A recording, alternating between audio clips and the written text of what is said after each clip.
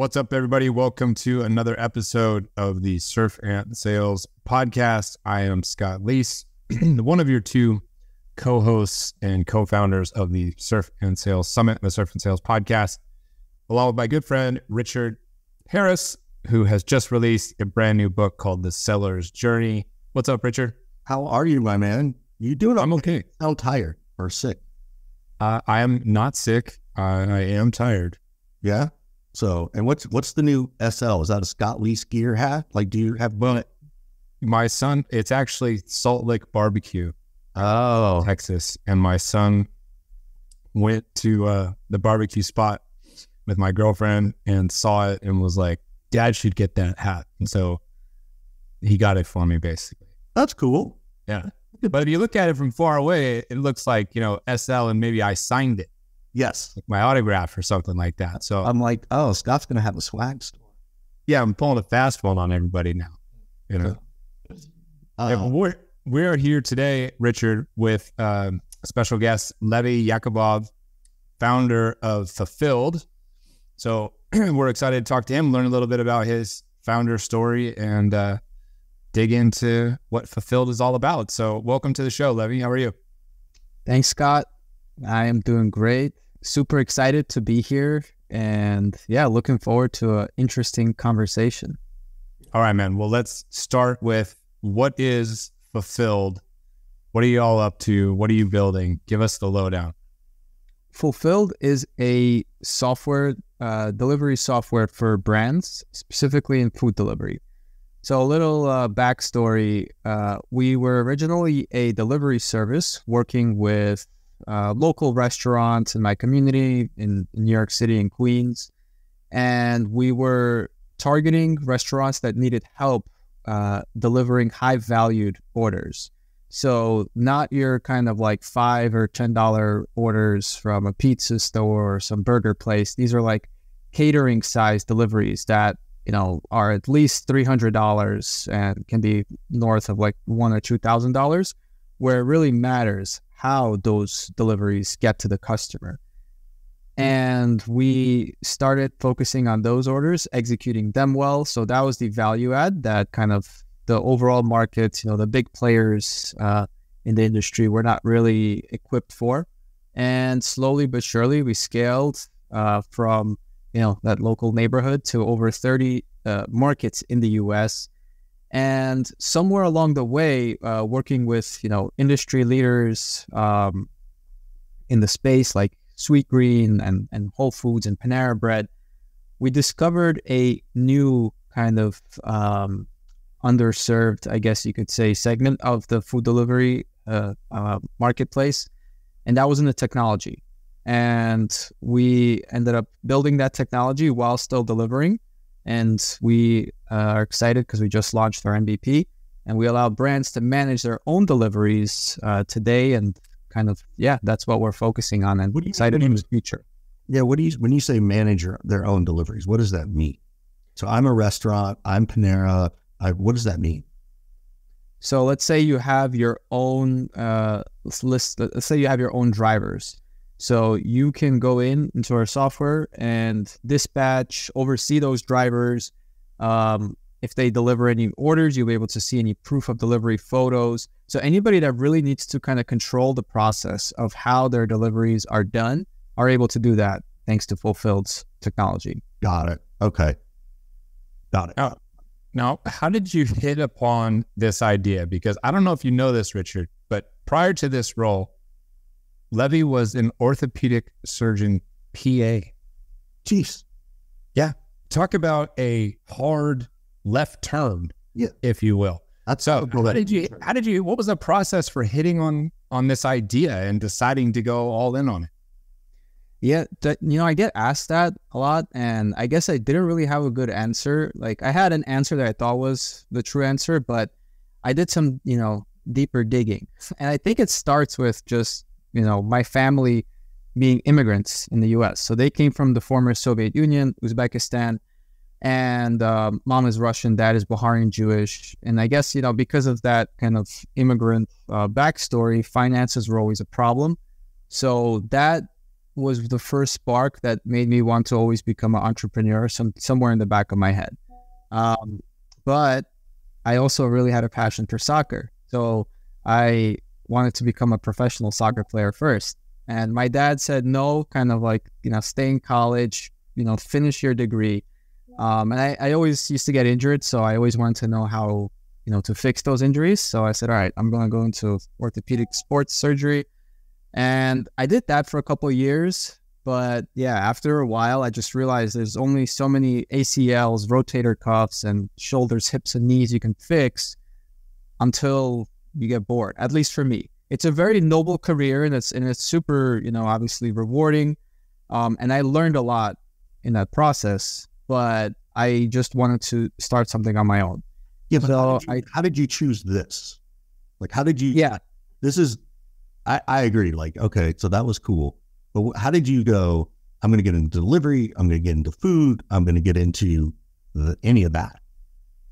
Yeah, I mean, I didn't jump to it. Like, so just continuing the story. Like, I quit my job. I tried to open up my own startup in telemedicine, which is treating patients virtually by phone, and that kind of failed miserably. Was not able to launch that. So I was looking for next best ideas. I was trying things with, partners, myself.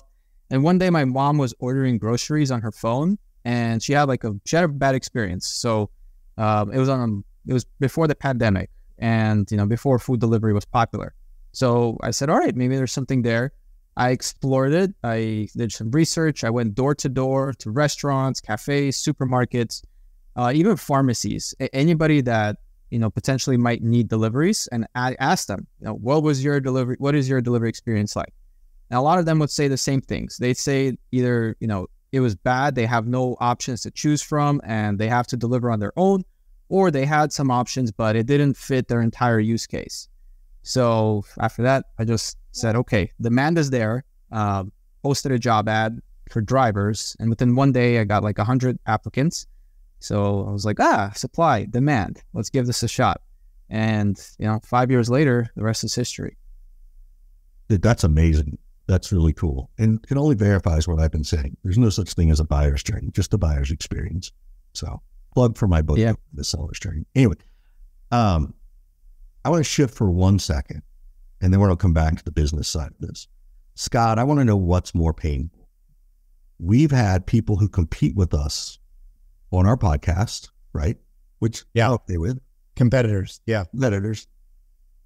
And you're a Liverpool fan, and Levy's an Arsenal fan. Which is more painful? Talking to an Arsenal fan or talking to a true competitor of our business? Yeah. Probably talking to an Arsenal. Good question. Probably talking to an Arsenal fan and trying to be polite. Yeah. It's particularly this year, since, the race at the top is very tight. You guys are still on top though. So, Thank you. Yes. Ever so slightly. And I'm sorry about Jurgen Klopp. He's a great coach. Yeah. Well, we got to send him out hopefully in style this year before he retires into the sunset. So when you're going about your sales motion with Fulfilled, talk to us about the process that is working right now for your team, from sort of the outreach standpoint to how you're pushing deals, through creating urgency. What is that? What is the sales process and cycle like right now, and how has it changed in the last year or two?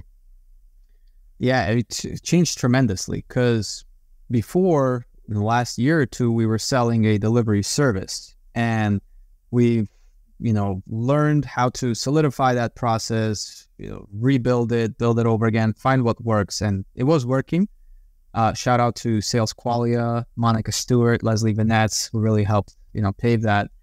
But once we, built our own software, now everything is kind of changing. Obviously, we still are targeting the same ideal customer profile, same ICP, but at the same time, we slightly expanded. We're adding different values, so everything changes. We have to pretty much start from scratch again. And that's been interesting. That's kind of what we're going through it right now.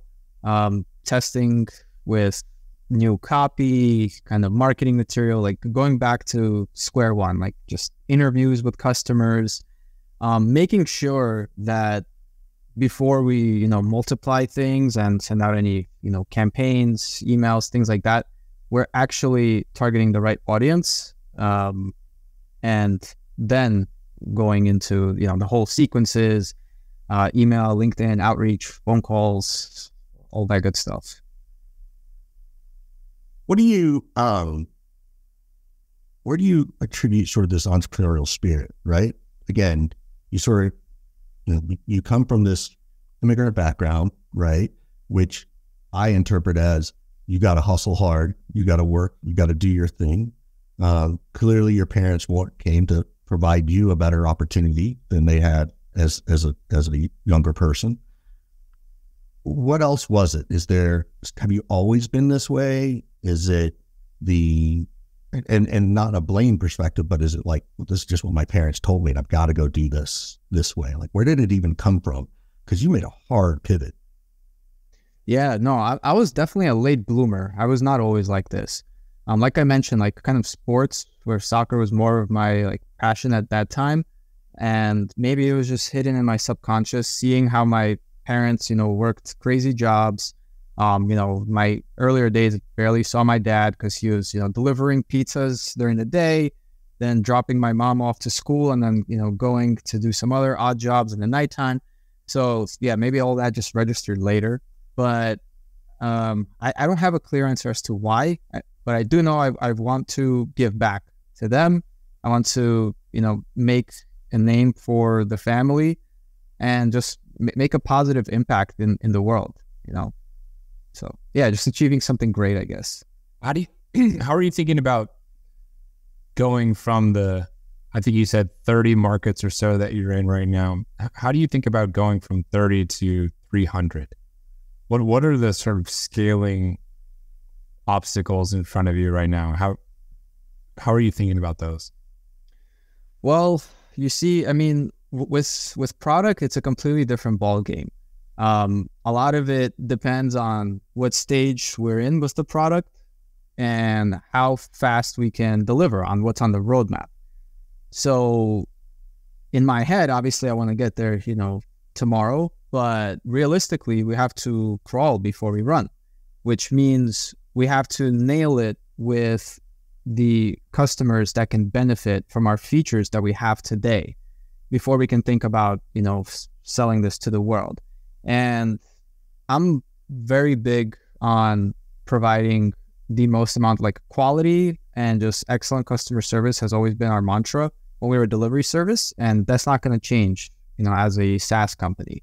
We want to treat our biggest enterprise customers the same exact way we treat our smallest customers, which is making sure that we provide the highest amount of quality.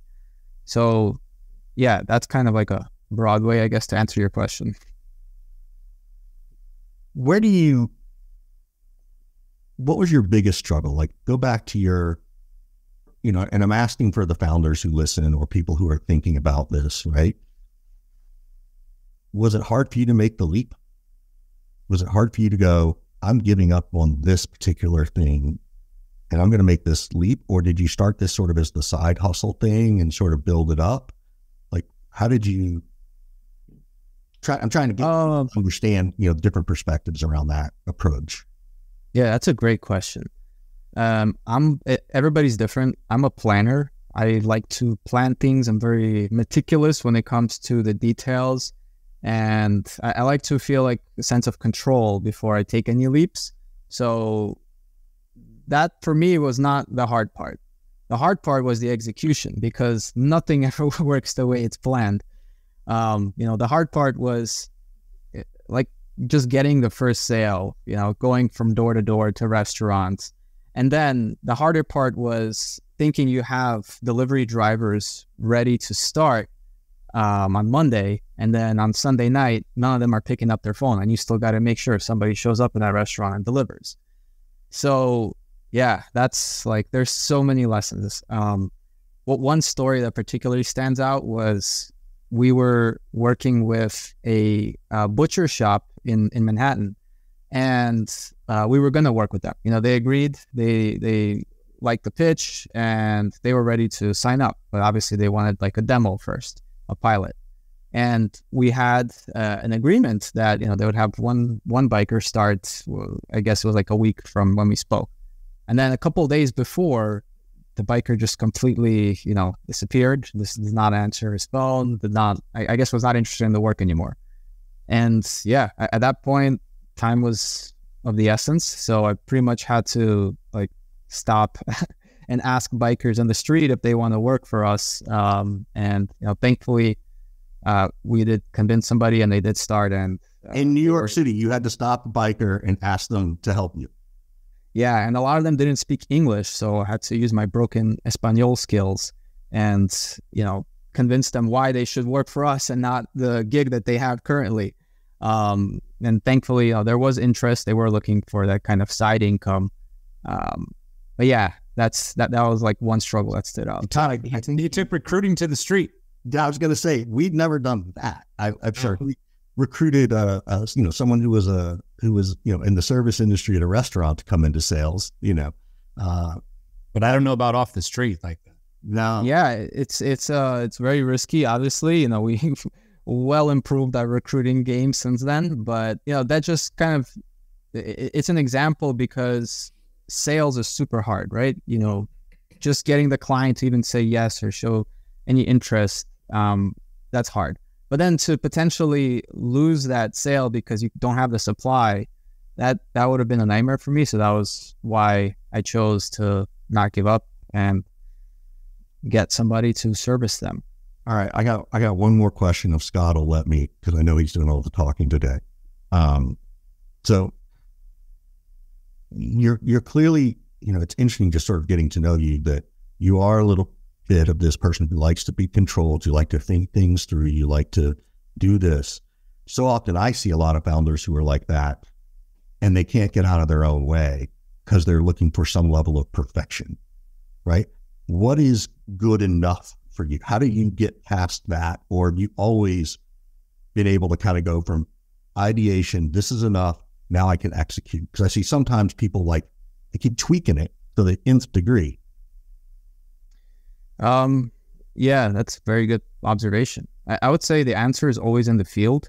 So once the customer decides it's good enough, then that kind of gives me the green signal. But I'm a very hands-on person, as you can tell. So I like to test the product myself, use it myself, and definitely make recommendations. But, I would get in the way if I wanted it the way I wanted, like you said. So so how do you know when not to get in the way? Because you could talk to 20 customers and they all want one thing, and they're all legit. How do you coach? Well, once the customer gives the green light, like they like it, they're using it, it makes sense, then I obviously get out of the way, because me being in the way means adding things to the roadmap. It means it can't get to actual production right away. So that is important.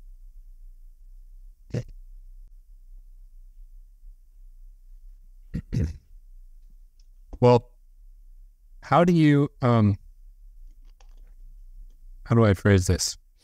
How do you evaluate right now what channels are working best? So anybody out there who's selling to the restaurant industry, for example, your kind of market, how are you evaluating the different approaches? Is it phone? Is it in person? Is it video? Like what is working to first capture somebody's attention? So that depends on the ICP. So for instance, if somebody's ICP is enterprise brands, then it's much harder to just walk in to the front door and speak to the owner or the decision maker. With those channels, literally walking up to the storefront in New York. Well, that's what I said. Like before, we were targeting enterprise. Now with software, like we're targeting kind of both. Yep. So I'm going back to like the early days where going back to the roots. Yeah, going back to the roots, going inside of restaurants, seeing who we could speak with. We have a lot of relationships, thankfully, already with restaurants. So I'm leveraging that first before going, cold outreach to restaurants. But yeah, I mean, with them, like, it's much harder to get them to answer emails. Phone calls probably are going to work more. And if you have the opportunity, like in your community, to go in person, that's always the best. But obviously that takes up the most time. So I think finding a balance between the two. And yeah, but when you're targeting enterprise, you have to definitely have emails in there. LinkedIn is huge. LinkedIn is, I don't know if it's underrated or not, but it's even in the restaurant industry. Yeah, in the restaurant industry. Yes, yeah, I think that would surprise people a little bit. Yeah, definitely. Is it the owner that you have success with, or the general manager? This is if we're talking enterprise, then we're, not even the owner, like the general manager. The small restaurants, no, they're not on LinkedIn. So I just want to make that clear. Like, I'm talking about enterprise with LinkedIn. Yeah. So yeah, just finding a way to have the messaging direct, short and sweet. Like, nobody's going to read a long email.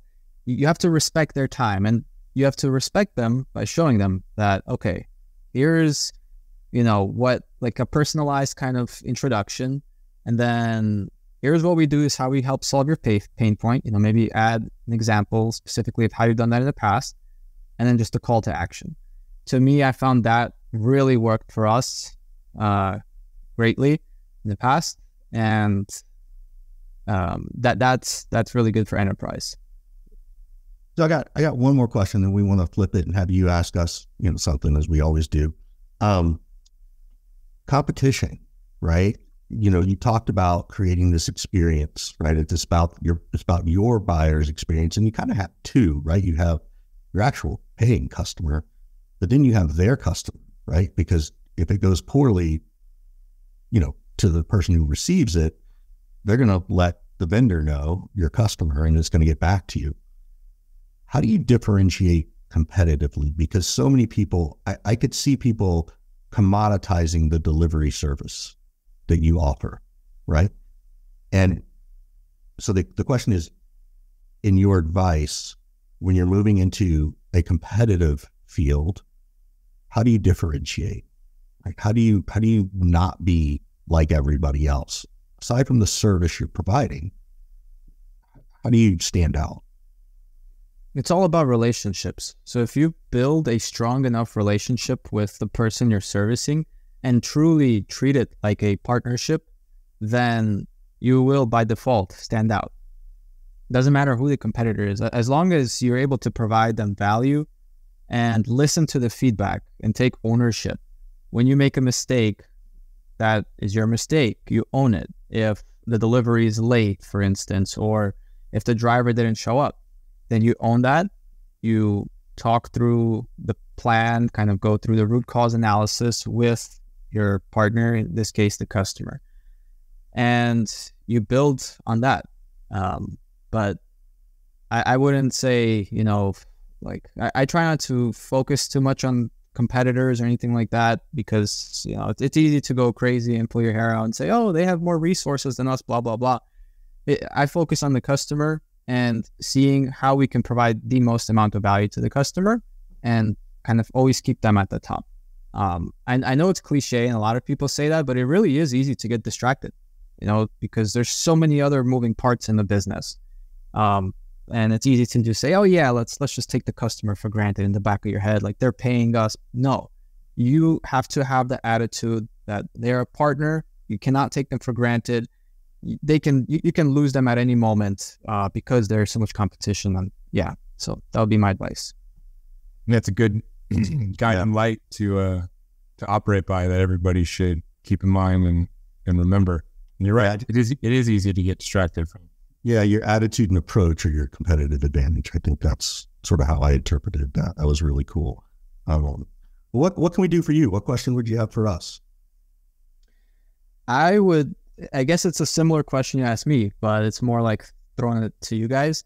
What advice would you have to any founders, not just myself, that went from a service business now to a SaaS business in terms of gaining momentum in sales, like just from thinking about it, or any advice in general you would have?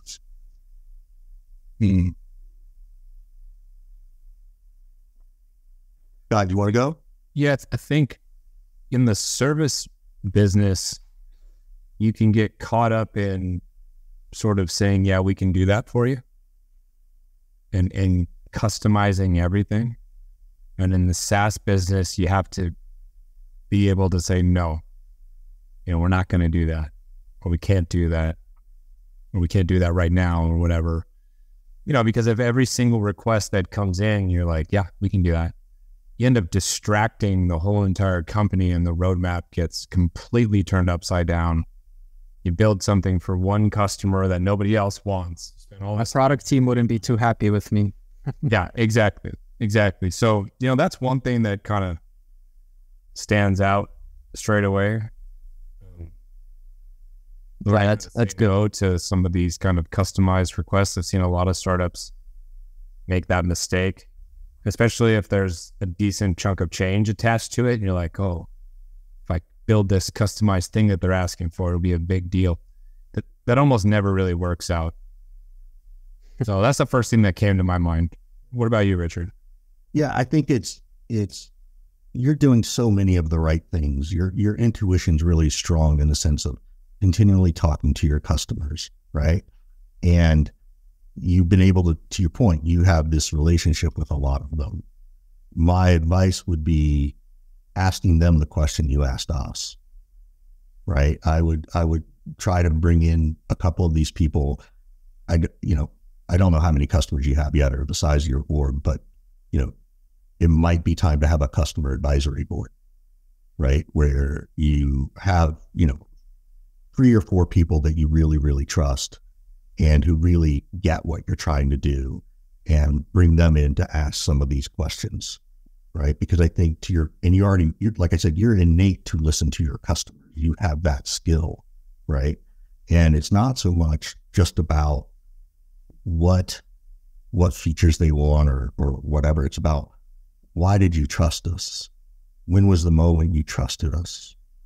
When was the moment you realized this was a big enough pain that you needed to solve it, right? And again, if you haven't done those things, that would be, something for your product marketing team, and I think even you, just sort of as the founder, can want to hear, right? And build that. So I think at a certain point, a customer advisory board might be a smart thing to do.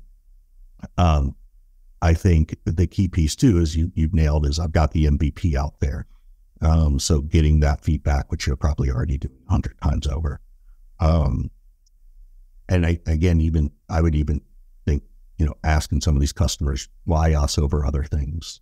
Like, what else would you see in the marketplace? Like, you could ask them, who's calling you trying to win your business from me? Like, it's probably one of the smartest customer questions you could ask. And I don't know very many people who do it.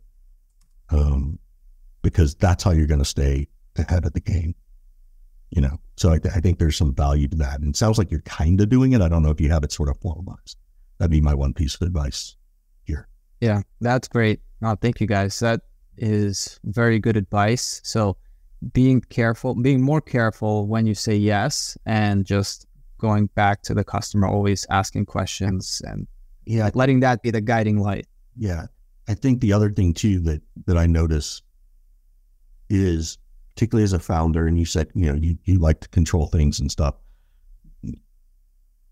Clearly you come from a very different background than most, and you have this ability somewhere along the way you figured out, or maybe if you have a co-founder or something, that's letting you find people that you can trust, right? Who's going to code it, who's going to build it, who's going to do it, and you seem to have this ability to know what you want, but it sounds like you know how to let them go do it without being the hands-on founder who's got to get deep into code that I see a lot. So yeah.